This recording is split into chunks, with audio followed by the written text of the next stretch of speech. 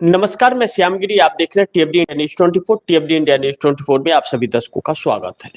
मोदी चक्रव्यूह में फंसे, इंडिया गठबंधन के हाथ आया मौका। विश्व के अंदर एक हलचल सी परिस्थिति है जिसकी किसी ने की नहीं, लेकिन कहते हैं कि कभी कभी नहीं चाहता है इंसान, लेकिन कुछ चीजें होती है जो परेशानियों को दावत देता है कोई, और कुछ बिन बताए आ जाती हैं। इस वक्त जो परेशानियां हैं वह दावत दी है, बुलाई गई है, यह खुद नहीं, स्वयं नहीं आई है। और भारत में खासकर तो नाकामियों की वजह से बार बार दावत देकर के बुलाई गई है, और झूठ की बुनियाद पर सरकार खड़ी है। सबसे महत्वपूर्ण बिंदु यह है। ऐसे में जैसे मैंने कहा कि मोदी चक्रव्यूह में फंसे, पहले इसे आप समझ लीजिए कैसे फंसे, आप स्वयं इसे समझ लेंगे। ईरान से 2 शिप गैस की आई। ईरान के तरफ से यह बयान आया है कि यह शिप प्रधानमंत्री या विदेश मंत्री के कहने पर नहीं मिला है।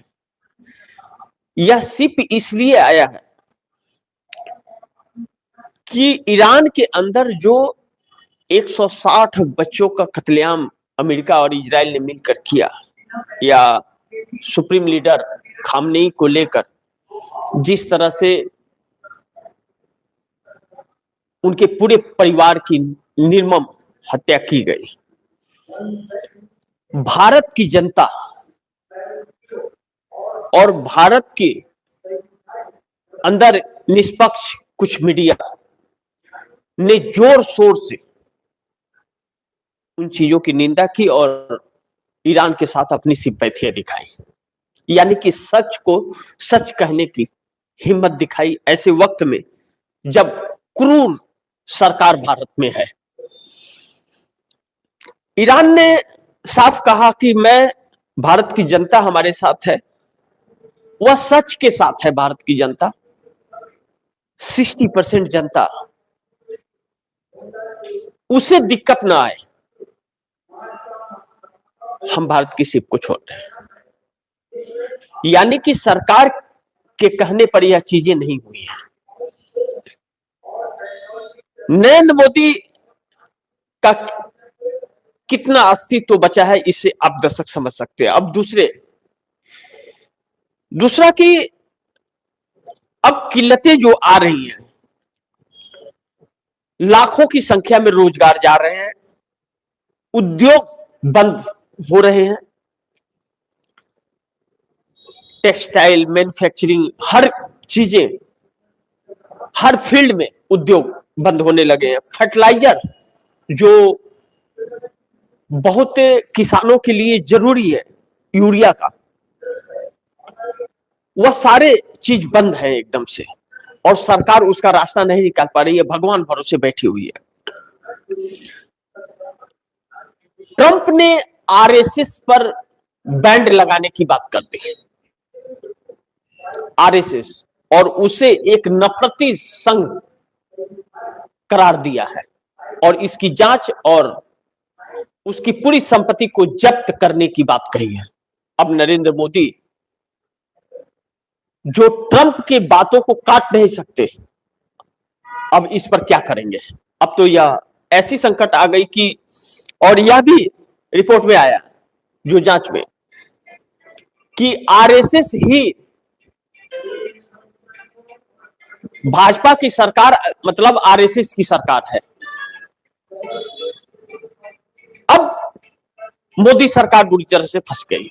भारत में जो क्रिश्चियंस के ऊपर, मुस्लिम के ऊपर, दलित के ऊपर, एससी के ऊपर हमले हो रहे हैं भारतीय जनता पार्टी या आरएसएस के नफरती लोगों द्वारा, इन सब का जिक्र है, और आरएसएस को बैंड कर दिया जाए, यह बात अमेरिका से आ गई।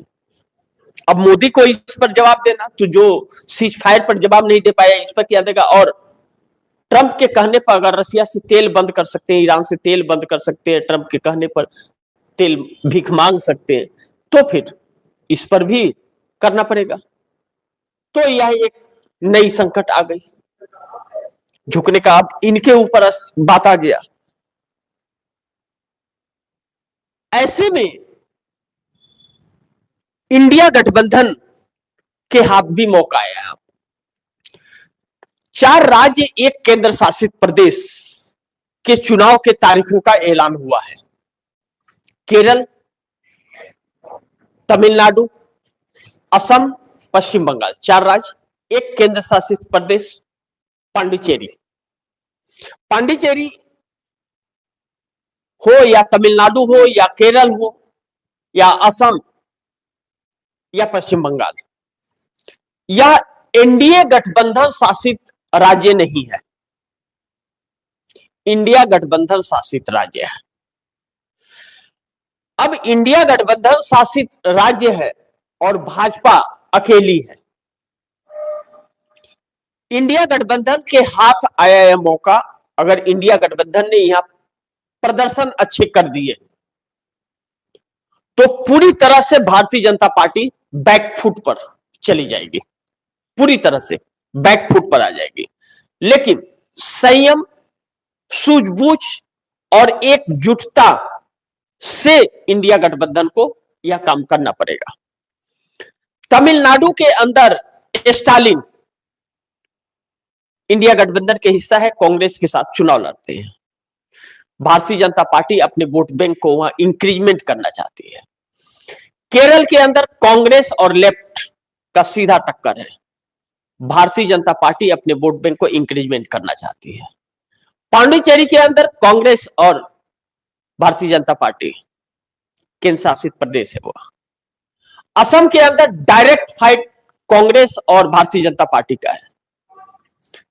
पश्चिम बंगाल के अंदर ममता बनर्जी और भारतीय जनता पार्टी के अंदर सीधी फाइट है। लेफ्ट और कांग्रेस का गठबंधन है, पहले भी था अब भी है। यानी कि अगर एकजुटता दिखाई तो भारतीय जनता पार्टी पांडिचेरी, तमिलनाडु, केरल में तो है नहीं, असम और पश्चिम बंगाल उसके हाथ से चला जाएगा। और बंगाल में वैसे भी नहीं है, कोशिश कर रही है सत्ता में आने का, और असम में सत्ता है हेमंत बिस्वा शर्मा का। तो असम हो या बंगाल हो, भारतीय जनता पार्टी उधार के सिंदूर पर चलती है, इसके पास नेता नहीं है।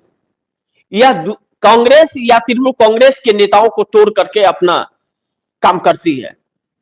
अब इसमें अगर इंडिया गठबंधन ने सूझबूझता दिखाई, अगर सही सूझबूझ से काम किया, तो भारतीय जनता पार्टी पूर्वोत्तर से गायब हो जाएगी। क्योंकि अरुणाचल प्रदेश, नागालैंड, चाहे मिजोरम, चाहे मणिपुर में फिर दोबारा भारतीय जनता पार्टी नहीं आ सकती, क्योंकि 7 सिस्टर से भारतीय जनता पार्टी गायब सी हो रही है। क्योंकि भारतीय जनता पार्टी ने मणिपुर के साथ जो किया और या अरुणाचल के साथ जो बार बार चाइना अपना बता रहा है और वहां के लोग किल्लतें उठा रहे, भारतीय जनता पार्टी दोबारा वहां नहीं आ सकती। ऐसे में एक बड़ी महत्वपूर्ण होगा इंडिया गठबंधन की एकजुटता। अब चुनाव के तारीखों का ऐलान हो गया, इंडिया गठबंधन कितना सक्रियता हो सकता है यह देखना महत्वपूर्ण होगा। लेकिन ईरान ने जो कहर बरपाया है, ईरान ने अमेरिका की ऐसी दुखती नस को पकड़ा है कि अमेरिका हर संभव प्रयास भागने का कर रहा है, हर संभव प्रयास। और जैसे कहते हैं ना, भाग रहा है और दौड़ा रहा है। अमेरिका भाग रहा है, ईरान दौड़ा रहा है, उसको छोड़ नहीं रहा है। और ईरान अब खत्म करके मानेगा इजराइल को और अमेरिका को मिडिल ईस्ट से, जो नरेंद्र मोदी के लिए बड़ी मुश्किल हो जाएगा। और जिस तरह से ईरान ने अब खाड़ी को पूरी तरह से बंद कर दिया है, इससे मोदी अब नहीं बचेंगे। मोदी के लिए बड़ी मुसीबत खड़ी हो जाएगी। मोदी सरकार के लिए बहुत बड़ी मुसीबत 2 चीजों के लिए खत्म होगी। एक तो ईरान इस युद्ध से जो खाड़ी को बंद कर रहा है, सारे सप्लाई रुक रहे हैं, चैन रुक रहे हैं और बहुत ही संकट में गैस के लाइन, पेट्रोल के लाइन, सीएनजी के लाइन, लोग परेशान हैं। 4,000, 5,000, 3,000 में सिलेंडर खरीद रहे हैं लोग, अवेलेबल नहीं मिल पा रहा है। और ऐसे ही चलता रहा तो प्रधानमंत्री की कुर्सी संकट में पड़ जाएगी, प्रधानमंत्री अपनी कुर्सी नहीं बचा पाएंगे। सवाल यह नहीं है कि इनके गठबंधन के लोग इनके साथ हैं या नहीं है, सवाल यह है कि जनता का रिएक्शन क्या है। यह सरकार झेल नहीं पाएगी अब, और इनके क्रूरता का जवाब जनता के आक्रोश जो है वह बता रहे हैं कि जवाब क्या है। चुनाव आयोग भी इनकी मदद नहीं कर पाएगा अगर जनता ने ठान लिया तो। यह सरकार को इन सब ही चीजों का ख्याल और ध्यान रखना चाहिए। ऐसे में भारतीय जनता पार्टी आरएसएस में भी अब एक टकराव की परिस्थिति बनेगी। अगर नरेंद्र मोदी अमेरिका के दबाव में आरएसएस के ऊपर कार्रवाई करते हैं तो फिर आरएसएस से टकराव बढ़ जाएगा, और नहीं करते हैं तो अमेरिका से टकराव नरेंद्र मोदी का बढ़ जाएगा। क्या नरेंद्र मोदी अमेरिका से पंगा ले पाएंगे, और क्या आरएसएस खत्म हो जाएगा? यह एक बहुत बड़ा सवाल है। लेकिन आरएसएस आज देश में जो हालात है उसका जिम्मेदार आरएसएस है। नमाज पढ़ रहा है कोई, उसे परेशान करना, क्रिसमस मना रहा है उसे परेशान करना, दलित को परेशान करना, एससी एसटी अति पिछड़े को परेशान करना, यह जो ठाकुरवाद और ब्राह्मणवाद चल रहा है यह सब पर लगाम लग जाएगा। यह आरएसएस का पनपा हुआ चीज है। जो 80-20 की बात हमारे मुख्यमंत्री योगी आदित्यनाथ उत्तर प्रदेश के करते हैं और प्रधानमंत्री जो नफरती मुस्लिम लीग करते हैं, इन सब पर लगाम लगेगा। यह सब लगाम चुनाव आयोग को लगाना था। इस पर नाम लेने से भी आजीवन चुनाव लड़ने की बैंड लग सकते थे, लेकिन चुनाव आयोग ने पूरा फुल उपयोग किया। अब ऐसे में मोदी सरकार के लिए यह संकट तो है और बीजेपी आरएसएस में टकराव बढ़ने के भी आसार लग रहे हैं। ट्रंप ने जैसी राख छेड़ दिया। अब दूसरी तरफ इन 4 राज्यों के चुनाव, 4 राज्य केरल, तमिलनाडु, असम और पश्चिम बंगाल। पश्चिम बंगाल की ही, केरल और तमिलनाडु में तो भाजपा है ही नहीं, उसकी तो बात ही छोड़ दी। वहां तो 1 लाख कोशिश कर ले तो आएगी नहीं, थोड़ा इंक्रीजमेंट हो सकता है। लेकिन पश्चिम बंगाल के अंदर एक बड़ी महत्वपूर्ण बिंदु है जिस पर हम लोग को चर्चा करना बहुत जरूरी है कि वहां पर 72 लाख तकरीबन वोट कटे हैं।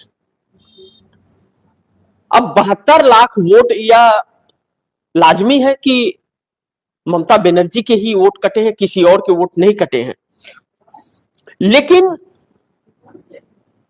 हुमायूं कबीर और असुद्दीन ओवैसी का इस्तेमाल भरपूर भारतीय जनता पार्टी कर रही है। 127 ऐसी सीटें हैं पश्चिम बंगाल के अंदर, 123 माफ कीजिएगा, 123 सीटें ऐसी हैं जहां ममता बनर्जी वहीं से जीत का शुरुआत करती हैं 100 सीटों से। उन जगहों पर खास तौर पर चुनाव आयोग ने ध्यान रखा और वोटर लिस्ट से नाम कटा। वहां पर कुछ मथुआ समाज के लोग हैं, मुस्लिम वर्ग के लोग हैं, ज्यादातर जो प्रभावी हैं। आप उसे 60% to 65% मान सकते हैं, वैसे लोग हैं। और वह ममता बनर्जी के साथ थे, कभी लेफ्ट के साथ हुआ करते थे और ममता बनर्जी के साथ है। ममता बनर्जी के साथ है तो ममता बनर्जी को वह तब वोट दे पाएंगे जब उनका वोटर लिस्ट में नाम रहेगा। तो वैसे में नाम 60 लाख तकरीबन कटा है, यह बात कही जा रही है। यानी कि ममता बनर्जी के पैर को कतरने का कार्य चुनाव आयोग ने कर दिया। और चुनाव आयोग ने कल जिस तरह से प्रेस कॉन्फ्रेंस करके और इंग्लिश बाबू बन करके किया,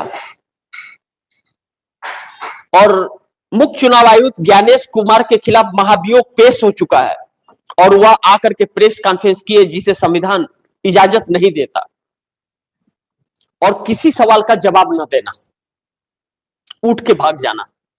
पहली बार ऐसा हुआ है कि 15 से 16 मिनट में प्रेस कॉन्फ्रेंस खत्म हो गई।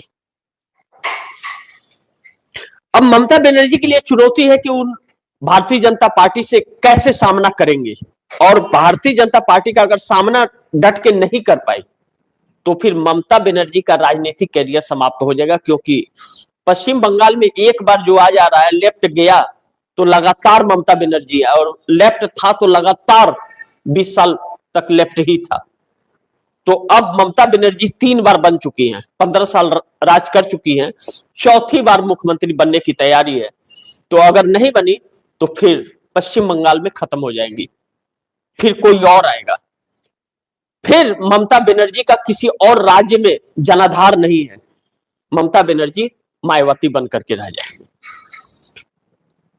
अब इसमें दूसरा पॉइंट यह, इस पर हम लोग को चर्चा करना जरूरी है कि अमेरिका ने आरएसएस पर बैन लगाने की बात की। अब रिपोर्ट के अनुसार जो आरएसएस नफरत फैला रहा है और इसे बंद करना जो बहुत जरूरी है, क्योंकि यह जात पात और धर्म की राजनीति करता है।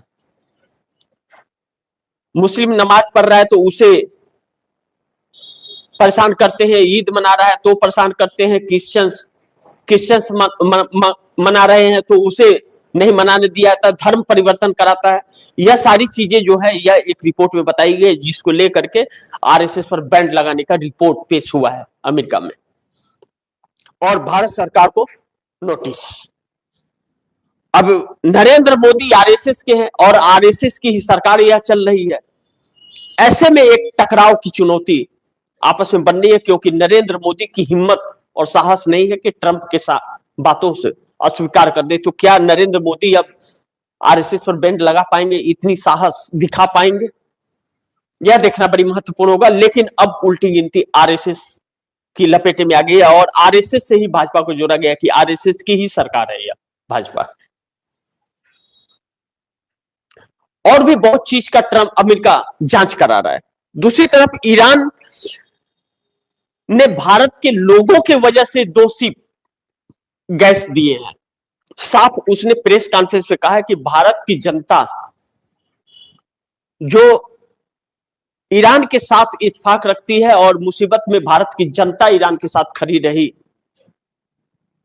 और कुछ मीडिया निष्पक्ष तरीके से ईरान के पक्ष को दिखाए, उन्हें दिक्कत ना आए, इसीलिए हम गैस दे रहे हैं। बल्कि भारत सरकार और नरेंद्र मोदी और विदेश मंत्री की वजह से नहीं। साफ शब्दों में इन लोगों का नाम भी नहीं लिया, क्यों दिया उसने बता दिया, भारत की जनता के से हमारे पुराने संबंध रहे हैं और वह संबंध हमारे खत्म नहीं होंगे। तो ऐसे में अब मोदी सरकार के लिए एक नई मुसीबत तो अब आ खड़ी हुई है, और अब जो परेशानियां आने वाली है वह बहुत भयावह होने वाली है। तो थोड़ा इंतजार कीजिए, बहुत कुछ तस्वीरें अब साफ होने वाली है। तो इसी के साथ आप दर्शकों से इजाजत चाहूंगा, अगली खबर के साथ फिर हाजिर होऊंगा। लेकिन आप दर्शकों की क्या राय, क्या सुझाव है, कमेंट बॉक्स में जोड़ दीजिएगा, और गुजारिश करूंगा कि अब बड़े ध्यान से खबरों को देखिएगा, क्योंकि अब चुनौतियां बहुत बड़ी आने वाली है और आ गई है। अब उस फंड का उपयोग इस देश में होगा जो अभी हाल ही के दिनों में इस सरकार ने 1 लाख करोड़ रुपए का प्रोटेक्शन फंड रिलीज कराया। अब उस पर वह खर्च करने की बारी आ गई है, क्योंकि हालात उस जगह पर पहुंच गए हैं। गैस की लंबी लंबी कतारें, गैस को लेकर के भड़की हुई जनता, और अब पेट्रोल डीजल और सीएनजी पर मार। बहुत कुछ तस्वीरें यह देश दिखाने वाला है आप दर्शकों को, आप लोगों को, नेताओं को कोई फर्क नहीं पड़ेगा।